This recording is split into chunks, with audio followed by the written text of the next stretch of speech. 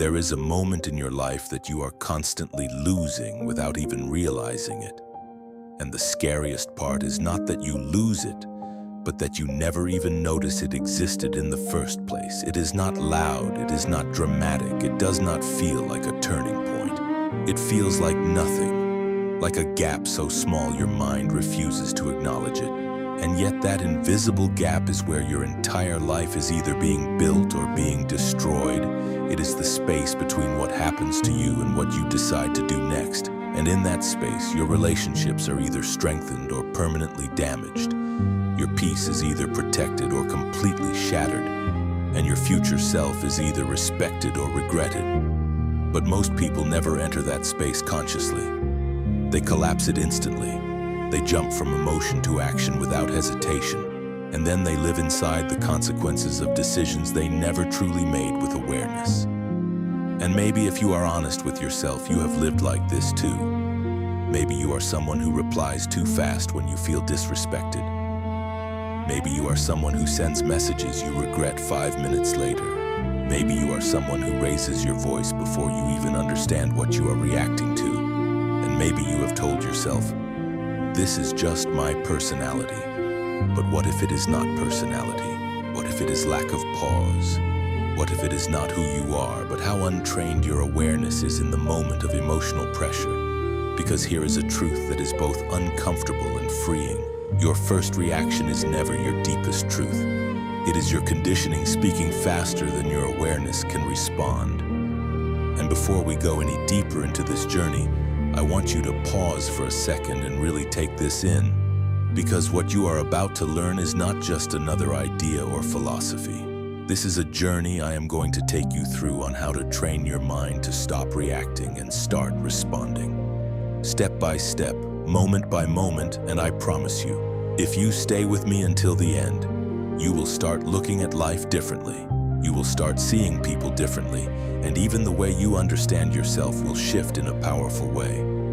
And if you have ever felt controlled by your emotions, if you have ever regretted reacting too fast, if you have ever wished you could go back and change your response, then this is for you. And I want you to be part of this journey with me. So, take a moment right now, like this video, leave a comment, and share it with someone who needs to hear this, someone who reacts too quickly, someone who is always overwhelmed by emotions, because this might be the moment that changes how they think forever. And I want you to know, I am walking this path with you, not above you, not ahead of you, but with you, because we are all learning how to master the space between reaction and response together. Let's continue. Let me show you what this looks like in real life. Imagine a man named Daniel. He is sitting at work. His boss sends him a message that says, "This report is not good enough, redo it immediately." In that exact moment, something inside Daniel shifts. His chest tightens, his mind heats up, and without thinking, he replies, "Maybe you should find someone else to do it then." He hits send instantly, and for a brief second, he feels powerful. Like he stood up for himself, like he defended his pride. But 30 minutes later, reality hits. He realizes what he has done. Now the tension is worse, now the relationship is damaged, now he is anxious, replaying the moment over and over again. And the worst part is not what his boss said. It is what he did in response, because nothing forced him to react that way, except the absence of a pause. And if Daniel had just waited 5 seconds, just 5 seconds, everything would have changed. Because in that space, he could have said to himself, "I feel disrespected, but is this the right response or just my ego speaking?" And that one question alone could have saved him from regret.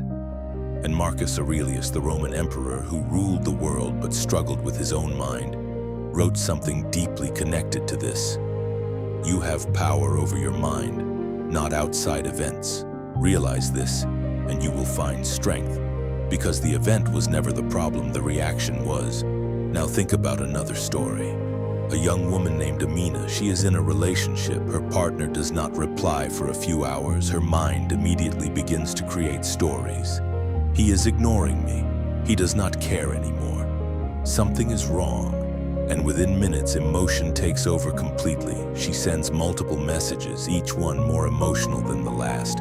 And by the time he replies saying he was simply busy, the damage is already done. The conversation is already tense, and what started as silence has turned into conflict. But the truth is simple.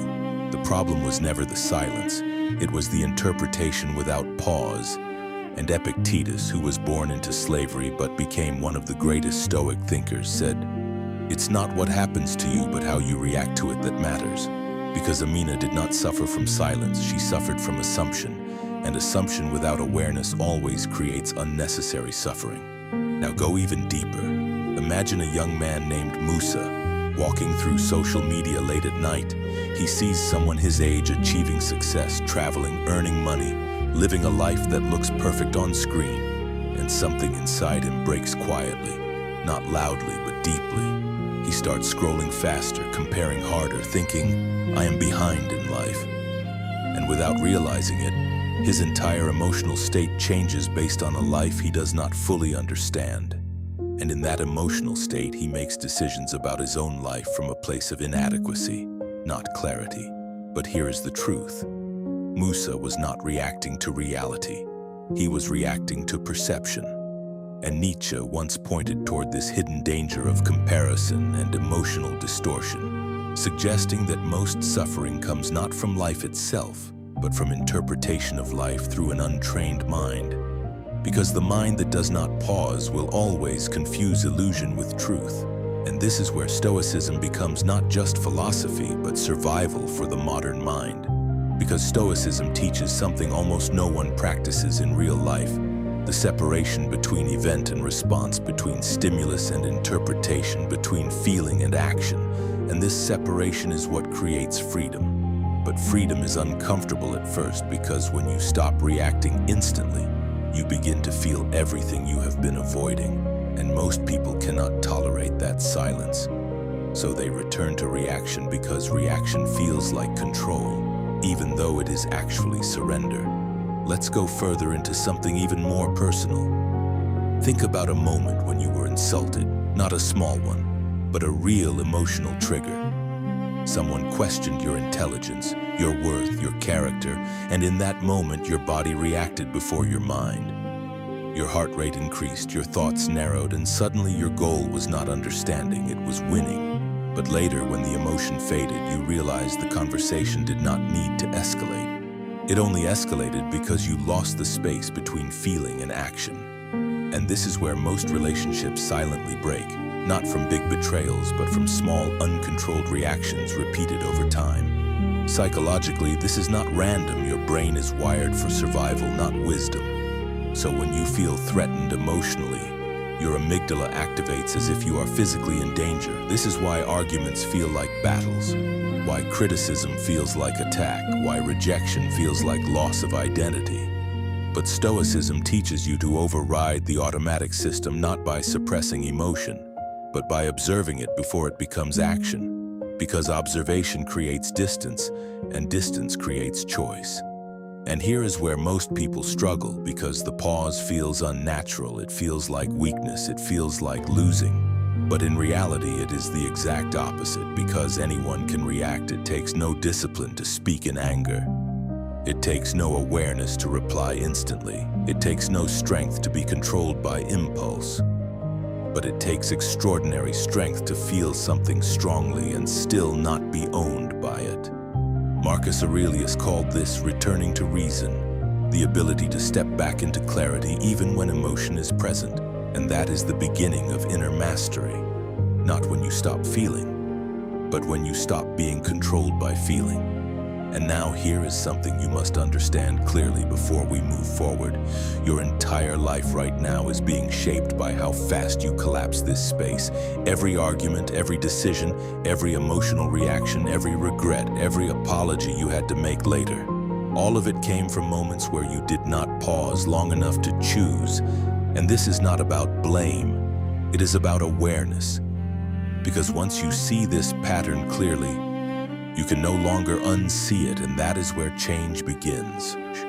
And now, if you are still with me here, I want you to understand something very important. Because what we are about to go deeper into is not just philosophy anymore, it is practice, it is awareness. It is the difference between a life that feels out of control and a life that feels consciously lived. Because knowing that there is a space between emotion and action is not enough. The real transformation begins when you learn how to live inside that space without escaping it. And this is where most people fail, not because they lack intelligence, but because they lack stillness. Because the moment emotion rises, they move immediately. They speak immediately.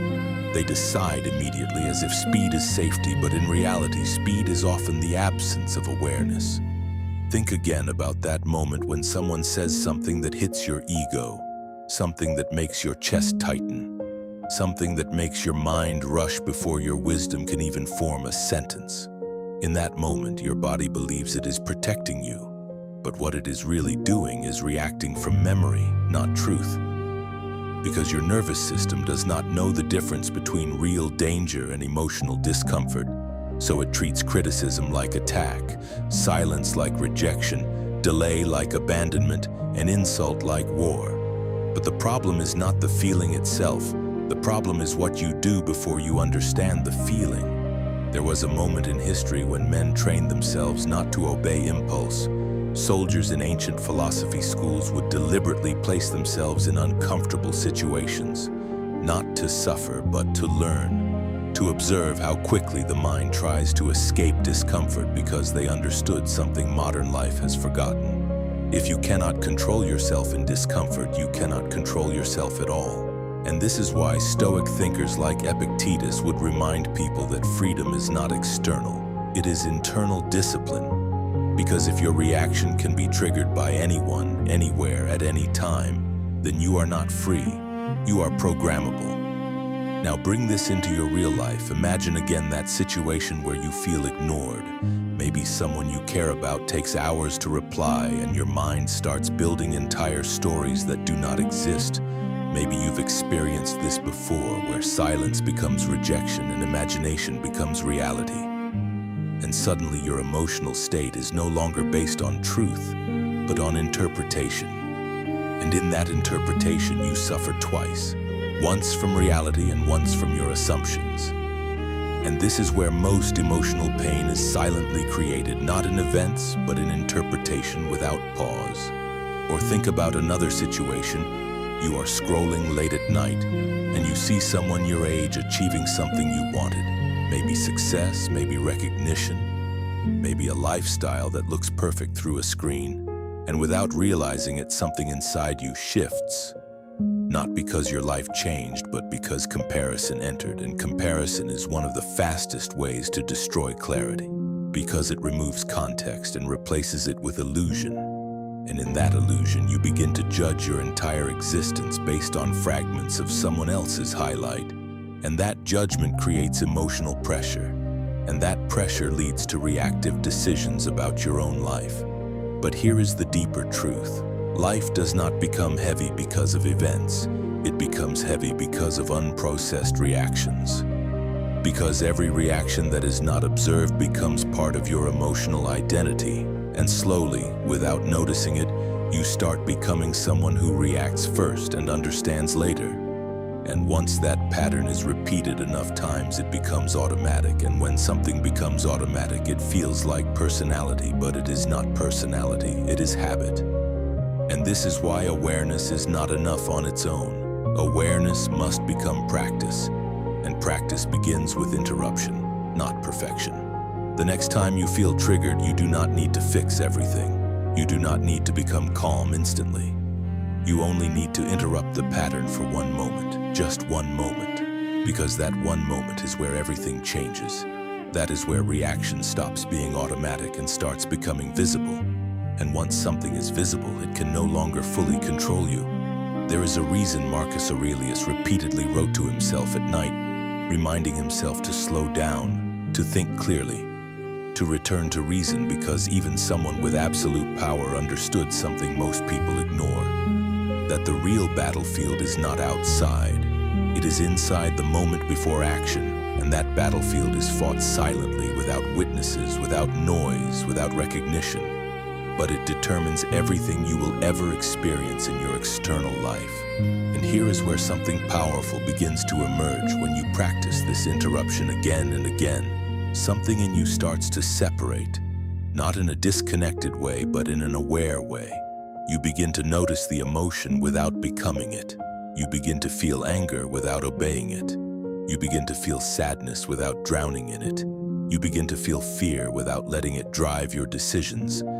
And this is not suppression. This is understanding. This is mastery. This is awareness becoming stronger than impulse. But let's be honest, this is not easy at first because your environment is constantly pulling you back into reaction. Conversations reward fast replies. Social media rewards instant opinions. Conflict rewards emotional intensity, and silence is often misunderstood as weakness. So everything around you is designed to push you away from the pause, which is why most people never develop it. Not because they cannot, but because they are never trained to. So you must consciously rebuild it, slowly, deliberately, almost like retraining your nervous system, and it begins with something extremely simple. The next time you feel emotionally activated, do not act immediately. Just breathe. And in that breath, ask yourself one question that can change the entire direction of your life. If I respond right now, will I respect myself tomorrow? Because that question shifts you out of emotion and into perspective, and perspective is where wisdom begins. And over time, something subtle but life-changing happens. Your reactions become quieter. Your awareness becomes stronger.